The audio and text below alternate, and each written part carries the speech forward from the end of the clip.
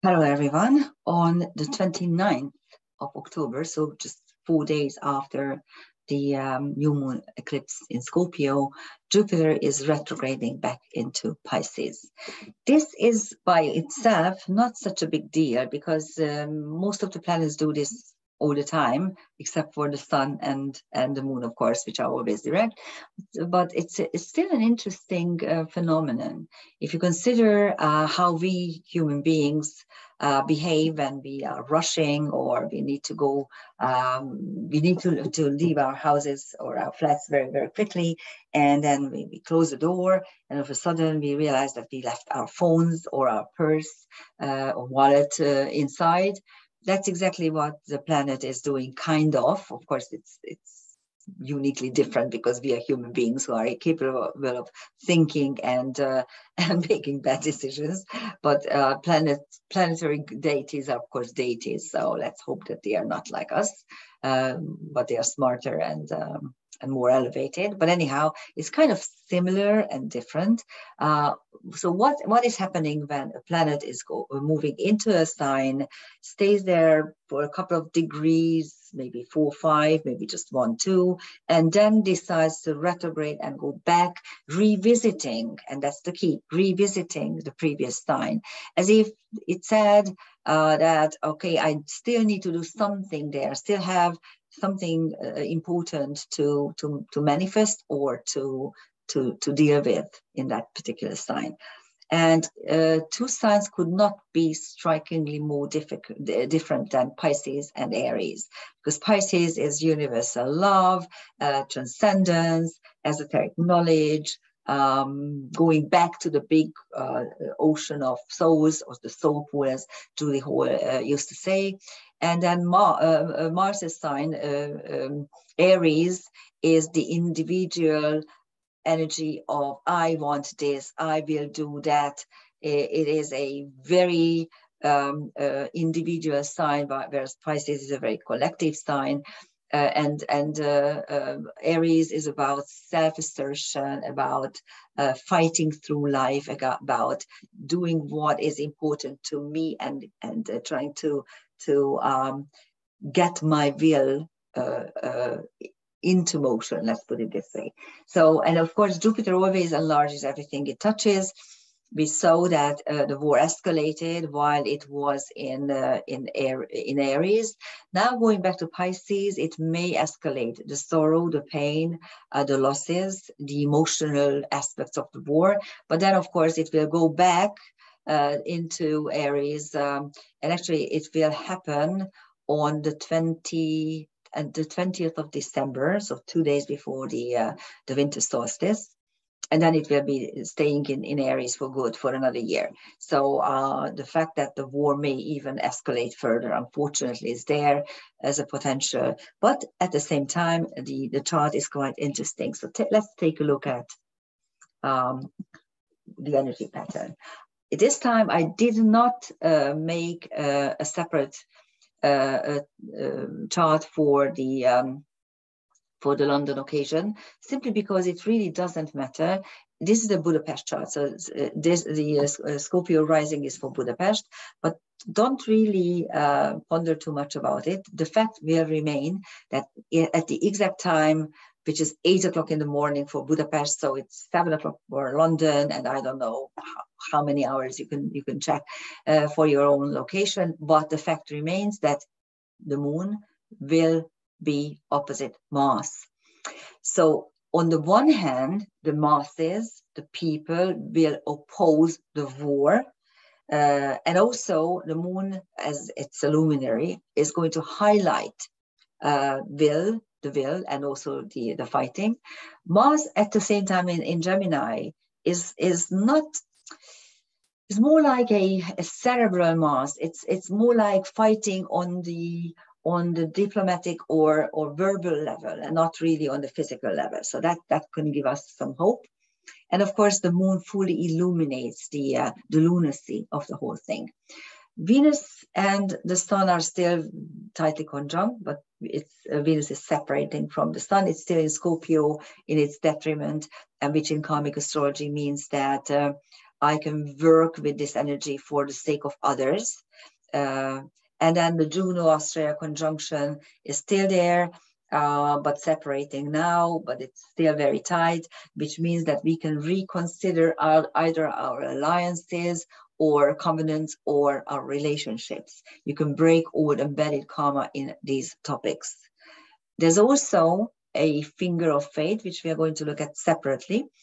And the rest of the chart is really interesting because you have the Lilith again, very, very prominent. The asteroid Lilith is conjunct trans-Pluto, dimension jump. And then, of course, asteroid Lilith is about revolt against injustice. The dark moon Lilith is conjunct Chiron. That's very revealing. I will talk about it in a minute. And then the black moon Lilith is conjunct Pallas Athena in the sign of the moon. Let's take a look at the asteroid Lilith conjunct trans-Pluto. Trans-Pluto denotes dimension jump, and asteroid Lilith is revolting against any form of injustice, and the war is always injustice. And I really feel that this war will be stopped by women, not women in power who are cretins. I mean, look at Ursula von der Leyen, or look at your, I mean, my dear English friends, look at your last prime minister who just stepped down. She was a real moron. She was, in every sense, she was a real moron. A couple of months ago, when she was clashing with the Russian, when she was still a Secretary of State, and she was clashing with the Russian Secretary of State, and she was made an ass of herself. She had made an ass of herself. She should have stepped down then. She should have said, I made a mistake. I mixed up some cities that belonged to Russia.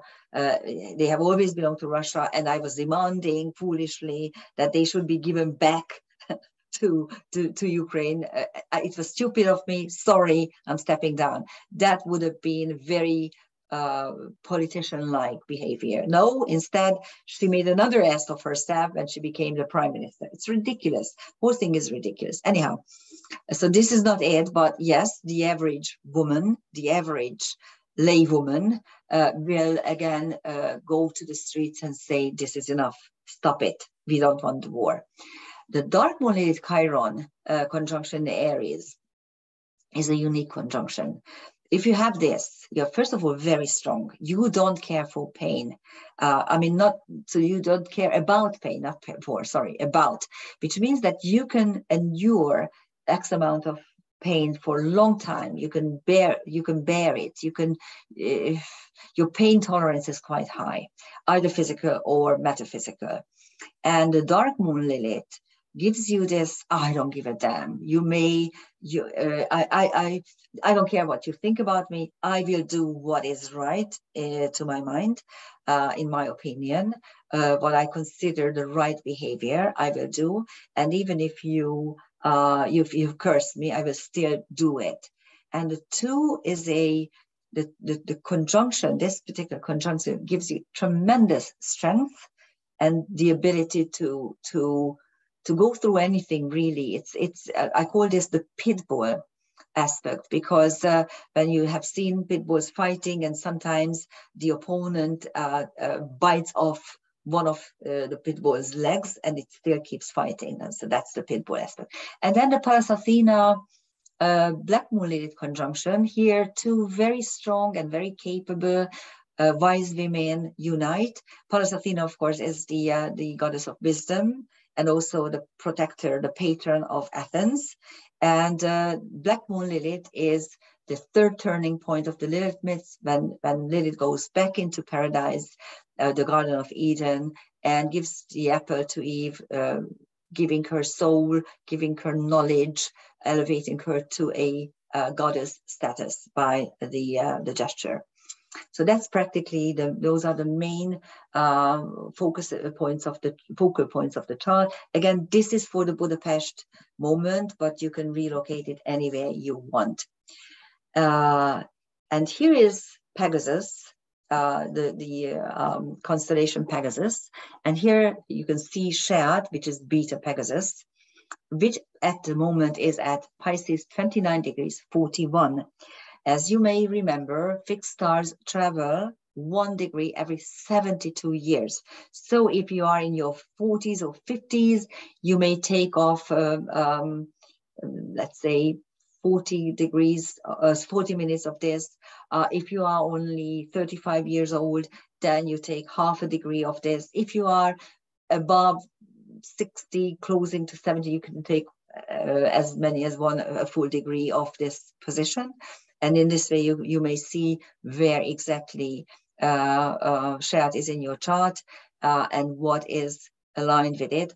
Take only tight conjunctions. The orb is 1 degree either side. And that is why Jupiter will be aligned, Scheat, starting, actually, it started on October 20th, so a couple of days ago, before the new moon eclipse, and it will be aligned with Scheat until December 27. During this period, it came out of Aries and went back into Pisces. Actually, this will happen on the 29th of October, and it will leave Pisces for good and enter Aries for another year on December 20th. So that's but during this period, it will be aligned with Scheat, and this is the healing word for suicide victims. So in a way, I find this the potential for the whole world to realize that, hey, people, we are committing suicide, both in the United States and in Europe. It's funny because about half a year ago, before the war, I thought that the United States is running into its own demise, and really you guys are just killing off your own potentials. And of course, I didn't see the fact that the United States is still capable of doing the same for any country, any nation, any portion of the world. And this is happening in Europe. We are sponsoring a war that is not our war. Ukraine is not a European country. We, the EU, are currently paying 1.8 billion euros, every 1.5 million euros every month for nothing. I mean, this is a 1.5 billion. In a year, it's 18 billion. And this was not approved of by the European people. The committee decided, Ursula von der Leyen decided this. Ukraine is not a European country. We have nothing to do with this fight, not to speak of the fact that Ukrainians are not our friends. Okay, especially not us Hungarians. They treat Hungarians horribly. They treat every nation horribly in Ukraine because, whatever. I'm not going into this because this is an astrology video, not a political video. But research it. Research the fact, and you will be shocked. This guy who is leading the Ukraine at the moment is a Nazi. Okay, in every sense, he's a Nazi. And it's a shame, it's a complete shame that both Europe and America are sponsoring this guy. It's ridiculous. So hopefully, as Jupiter enlarges everything it touches, hopefully people will realize in Europe and in the States that, hey, we should not sponsor this war, our self-destruction and the destruction of what I call European culture, because there exists such a thing as European culture.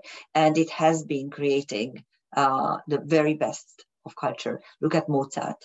Look at the Gothic cathedrals. Look at our literature in Europe. It has been wonderful. We could have a wonderful life. Think about why not. Anyhow, here's the energetic finger of fate. Mercury is not exactly energetic because it is still at 28 degrees something, but it's quite low. I mean, in the next couple of hours, it will become energetic, so we can utilize this. It is at the apex of this finger of fate, which is Jupiter and also Sedna. Sedna is at the very, very end of Taurus, but at the moment retrograde. And Jupiter has just entered Pisces in this space-time moment. And Jupiter enlarges everything it touches. Sedna is creation through dissection. And at the apex, Mercury is understanding, knowledge, communication, also peace talks. We should really do that. Now, please look at the left side, okay, I don't know whether it's left or right. When you watch it, look at this drawing first. Mercury is conjunct Haumea. Haumea is a centaur, a Hawaiian creation goddess who is constantly renewing herself, regenerating herself in order to produce more children. So it's a fertility and mother goddess. So the focus of this finger of fate is the Mercury Haumea conjunction. Jupiter has Scheat, of course, and Manve and Borasisi, the two centaurs, are also there. Borasisi is a bit wide, but Borasisi is precisely what the world readers, the power leaders, the powers that be are actually presenting. This type of hubris, this type of I know everything and I rule and I will tell you what to do, and you know nothing, and you are no one. So that's the karmic issue around Borasisi. And Manve is not a bad centaur. It's actually it comes from he's the king of Valars in Silmarillion, Tolkien's book Silmarillion. And he rules the air, the element of air, and the birds and also sorts of communication. So that's quite good, I think. And on Sedna you have the whole Pleiades. Again, it's important to remember that the Pleiades it's the tiniest constellation. It's really some stars are still at the very end of Taurus, and some stars are already at 0 degrees Gemini. It's not even 1 degree. This constellation, it is above Taurus. Soon you will be able to observe it, because soon we will have Orion and Taurus and also Gemini. So this portion of the sky will be visible in November already. And in karmic astrology, the Pleiades are the home constellation, the home of the creator goddess. And Sedna is creation through dissection. So we do have hope that we can redo the whole thing. And as I was looking at and trying to find these transcendental celestial objects, I couldn't fail to realize that asteroid America is at 29 degrees Virgo, exactly opposite Jupiter. So if you had any questions about the role of America in this particular space-time moment and the war and the whole situation, here is a divine proof, a celestial proof that yes, it is America who is creating this thing. There's also a complex planetary picture. I would suggest just look at it. This is for Budapest. So actually, I like the idea that here in Budapest, we can do something about this whole situation. But here's the crown, MCIC Vesta, Moon Mars. Here you have a mystic rectangle. If you put this anywhere in the world elsewhere, you won't have the MC. So you won't have a mystic rectangle at all, and you won't have the crown. You will only have a dissolved opposition with Mars, the Moon, and Aries. But the fact remains that with the rest of the planets, you will have a configuration. You do have then 2 fingers of fate, Pluto, Neptune, and then another one is Mars, Pluto. The Mars-Pluto quincunx is not very nice. It's about aggression, unfortunately. But you do have, for sure, you do have a harmony triangle involving the Moon, Aries, and Vesta. So you can actually focus on the war and your own soul or your emotions. And you do have some angel wings as well. Moon, Pluto, Vesta is one. Pluto, Neptune, Vesta is another one, and Vesta, Aries, Neptune is the third one. And angel wings are the tiniest of the configurations in astrology, and they always bring you some sort of harmony, not big ones. So it's like, I call them angel wings because sometimes you are touched by an angel wing, and you can't really be sure whether this was real. I mean, I often find tiny feathers in you know, around me, and then all of a sudden that's touched by an angel. We always say that. Anyhow, here are the transcendental celestial objects. We are not going to look at the MC because the MC is only valid for Budapest, but the moon is conjunct Varda, who is actually the wife of Manves. So you have husband and wife from Silmarillion, and she's the creator goddess of the stars. So it's quite important. And you have Pythagoras, the mathematician and the father of numerology. And you have two fixed stars, Grumium and Aculeus. Aculeus is one of the nebulae above the sting of the Scorpio. You take a look at the constellation Scorpio, and there's the sting, and above the sting you have two sets of nebulae, and one is Oculus, which is the power center. So it's quite powerful. And Grumium is C Draco. It's not a very, very bright size, 3.9, but it's still there. And this is at the mouth of the celestial dragon. And as you know, the dragon is protecting some sort of treasure in its cave. So it's the verbal protection of some sort of treasure. On Pluto, we have Tesla, Justice, Justitia, Nike, and Atlantis, quite a strong one.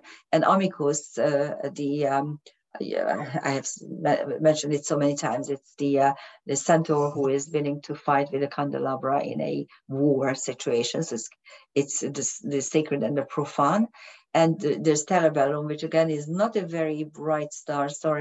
Not a very bright star, but it's still there. And on Vesta, you have Hermes, Crantor, Deneb Algadi, and Sadar Sud. Hermes is the protector of alchemists. It's like Mercury, but it's the prototype of Mercury. Crantor denotes to be at the wrong place at the wrong time. So it's some sort of disaster that you don't actually deserve. And Deneb Algadi and Sadar Sud are two stars, which one Sadar Sud is linked to luck. It's the luckiest of the lucky. And Deneb Algadi denotes steadiness, strength, and stamina.